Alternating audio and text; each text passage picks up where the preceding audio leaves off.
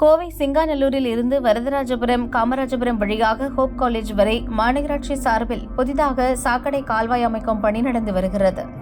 மொத்தம் 3,09,00,000 ரூபாய் மதிப்பில் 3 பலகையுடன் கூடிய கால்வாய் அமைக்கப்படுகிறது. இதற்காக கால்வாயை ஒட்டி அமைந்துள்ள வீடுகள், கடைகள் மற்றும் வணிக வளாகங்களின் ஆக்கிரமிப்புகள் அகற்றப்பட்டன. தொடர்ந்து பொக்லைன் இயந்திரம் வாயிலாக கால்வாய் தூர்வாரி சென்டரிங் அடித்து பின்னர் கான்கிரீட் கலவை மூலம் கால்வாய் அமைக்கப்படுகிறது. ஏற்கனவே பாதி பணிகள் நிறைவடைந்துவிட்ட நிலையில் குறிப்பிட்ட காலத்திற்குள் முடிக்க வேண்டும் என்பதற்காக பணிகள் விரைவாக மேற்கொள்ளப்பட்டு வருகின்றன. இந்நிலையில் பல இடங்களில் கால்வாய்க்காக தோண்டப்பட்ட குழிகள் கழிவுநீர் குளம் போல் தேங்கி நிற்கின்றன. மேலும் குடியிருப்புகளுக்குள் இருந்து வரும் கழிவுநீர் கான்கிரீட் கொட்டப்படும் இடத்திற்குள் வராமல் இருப்பதற்காக தடுப்புகளும் அமைக்கப்படவில்லை. தற்காலிக மோட்டார்கள் வைத்து கழிவுநீரை அப்புறப்படுத்தாமல் அதன் மேலேயே கான்கிரீட் கலவை கொட்டப்பட்டு வருவது தினமலர் கள ஆய்வின் மூலம் கண்டுபிடிக்கப்பட்டது.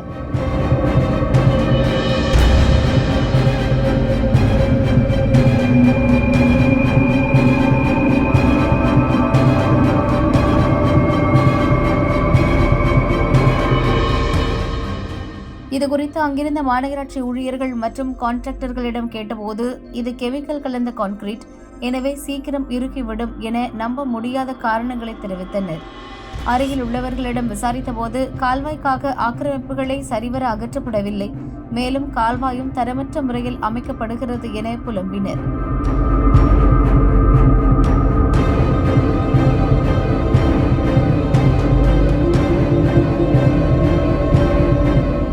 இது 1991 டிச்சு கட்டணும்.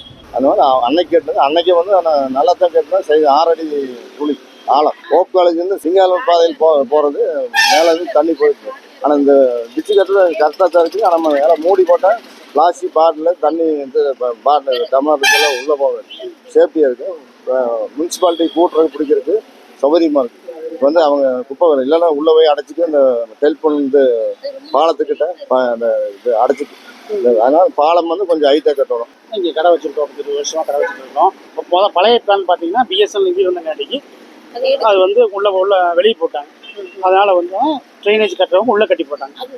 இங்கே உலகமாவோட இடம் ஒரு 10 அடி பக்கமாக உள்ளே வருது. இப்போ பிஎஸ்என்எல் எங்களுக்கு யூஸ் பண்ணுறது இல்லைன்னு நினைக்கிறேன். இல்லைன்னா எடுத்துட்டாங்கன்னா கொஞ்சம் சௌரியமாக இருக்கும்.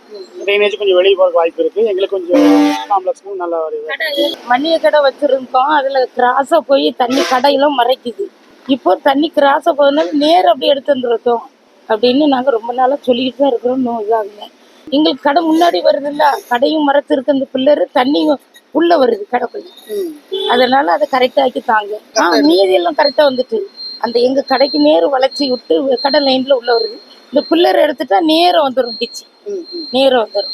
தண்ணி வெளியேறுதுன்னா அது மேலே காங்கிரீட்லாம் போட்டுருக்காங்களே, அது கெமிக்கல் போட்டு கீழே போட தப்பு இல்லைங்க. அது மறுபடியும் தண்ணி க்ளோஸ் பண்ணிட்டு மறுபடியும் தளம் போடுவாங்க. ஆனால் காங்கிரீட் அப்படி தான் பண்ண முடியும். அதை மட்டும் இப்போ அவங்க போடும்போது தண்ணி எடுத்து விட்டு அப்படியே இது பண்ணாங்கன்னா கொஞ்சம் நல்லா இருக்கும். அப்படின்னா இது உடஞ்சிரும். அது இல்லாமல் பெட்டியை மட்டும் இது எடுத்து விட்டாங்க கொஞ்சம் நல்லா இருக்கும். கடை வைக்கிறது கொஞ்சம் நல்லா இருக்கும். அடுத்த செகண்ட் தண்ணி வந்துருச்சு. ஆமாம், அடுத்த செகண்ட் வந்துருச்சு. காங்கிரீட் அதிலே போட்டாங்க இடிஞ்சு கூட வரும். ஆமாம், வாய்ப்பு இருக்குது அது வர்றது. அதனால் அவங்க இது மட்டும் ஏற்றிட்டு அப்படியே பண்ணாங்கன்னா கொஞ்சம் நல்லா இருக்கும். அதை மட்டும் கொஞ்சம் மாநகராட்சி உயர் அதிகாரியிடம் கேட்டபோது, அதுபோன்று கெமிக்கல் கான்கிரீட் கலவை எல்லாம் எதுவும் இல்லை, முதலில் இது சாத்தியமே இல்லை. தகவல் கிடைத்ததுமே நேரில் சென்று ஆய்வு செய்தோம். பணியில் இருந்த கான்ட்ராக்டர்கள் மற்றும் ஊழியர்களை எச்சரித்துள்ளோம்.